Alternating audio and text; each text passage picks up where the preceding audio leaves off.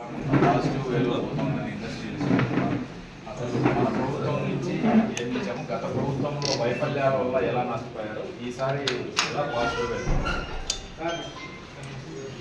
ఒక ప్రభుత్వం లేదా ఒక పాలకుడు అసమర్థుడైతే చేతగానితనంతో పరిపాలన సాగిస్తే ఆ రాష్ట్రము అభివృద్ధి పరంగా దెబ్బతినడంతో పాటు పారిశ్రామికవేత్తలకు అనేక ఇబ్బందులు వస్తాయనే దానికి 5 సంవత్సరాలు జగన్మోహన్ రెడ్డి పరిపాలన ఒక ఉదాహరణ అయింది.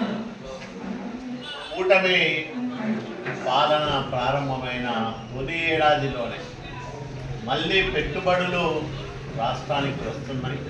పారిశ్రామికవేత్తలందరూ ఆంధ్రప్రదేశ్ వైపు చూస్తూ ఉన్నారు.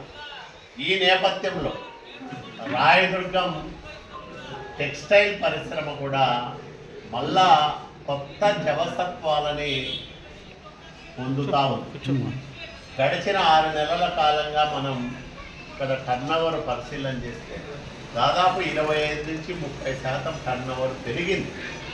వ్యాపారస్తులు స్వేచ్ఛగా తమ వ్యాపారాలను ఇతర రాష్ట్రాలకు విస్తరించుకుంటూ ఉన్నారు.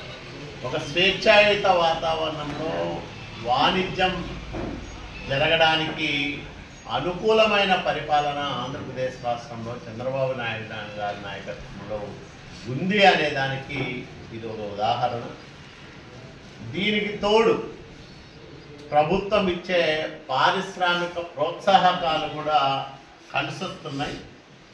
గతంలో 14-19 మధ్యకాలంలో ఒక బీసీ మహిళ ఒక పరిశ్రమ స్థాపిస్తే, ముఖ్యంగా ఇట్లాంటి గార్మెంట్ పరిశ్రమ స్థాపిస్తే 45% పెట్టుబడి రాయితీ ఉండేది.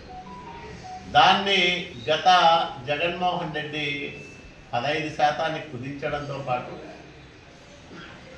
పరిశ్రమ ఏర్పాటైన 3 సంవత్సరాల తర్వాత రాయితీలు ఇస్తామని చెప్పడం జరిగింది. మళ్ళా ఈ ప్రభుత్వం కొత్త టెక్స్టైల్ పాలసీని తీసుకొచ్చింది చంద్రబాబు నాయుడు గారి నాయకత్వంలో.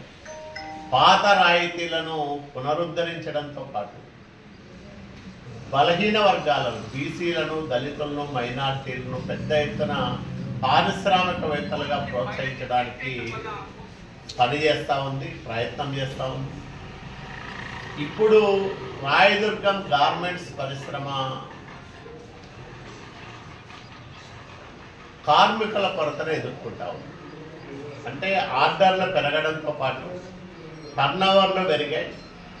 మా వాళ్ళు ఒకప్పుడు ఇక్కడ ఉత్పత్తి అయిన జీన్స్ ప్యాంట్లు కానీ లేకపోతే కాటన్ ప్యాంట్లు కానీ ఇట్లాంటి ఉత్పత్తుల్ని ఇతర రాష్ట్రాలకు అమ్మడానికి ఇబ్బంది పడేవాళ్ళు. ఇప్పుడు ఇక్కడ ఉత్పత్తుల్ని మొత్తం ఇతర రాష్ట్రాలకు ఎగుమతి చేయడంతో పాటు ఇంకా అదనంగా బయట నుంచి కొని కూడా వీళ్ళు ఇతర ప్రాంతాలకు ఎగుమతి చేస్తూ ఉన్నారు. కాబట్టి రానున్న కాలంలో ఈ పరిశ్రమ మరింత విస్తరించడానికి మేము కొన్ని ప్రయత్నాలు చేస్తూ ఉన్నాం. దాంట్లో భాగంగా టెక్స్టైల్ పార్కులో రాయదుర్గంలో నేను పార్లమెంట్ సభ్యుడిగా ఉన్నప్పుడు ఏర్పాటు చేసిన టెక్స్టైల్ పార్కులో మొత్తం 56 ప్లాట్లలో కూడా యూనిట్లు ఏర్పాటు చేయించడానికి ప్రయత్నం చేస్తూ ఉన్నాం. అదే రకంగా బయట ఒక పెద్ద పారిశ్రామికవేత్తలను ఆహ్వానించి ఒక 4-5 వేల మందికి ఉపాధి కల్పించే ప్రయత్నాలు కూడా చేస్తూ ఉన్నాం. ఈ రకంగా గడిచిన 3-4 దశాబ్దాల కాలంగా వేలాది మందిని పోషిస్తున్న రాయదుర్గం గార్మెంట్స్ పరిశ్రమ మరింత విస్తరించాలని, అదే రకంగా ఇక్కడ మౌలిక సదుపాయాలు మరింత పెంచడం ద్వారా ఎక్కువ మందికి ఉపాధి ఉద్యోగ అవకాశాలు కలగాలనేది మా సంకల్పం. ఆ రకమైన ప్రయత్నాలు సాగిస్తూ ఉన్నాం. త్వరలోనే మంచి భవిష్యత్తు వస్తుందని బలంగా నమ్ముతా ఉన్నాం. గత ప్రభుత్వంలో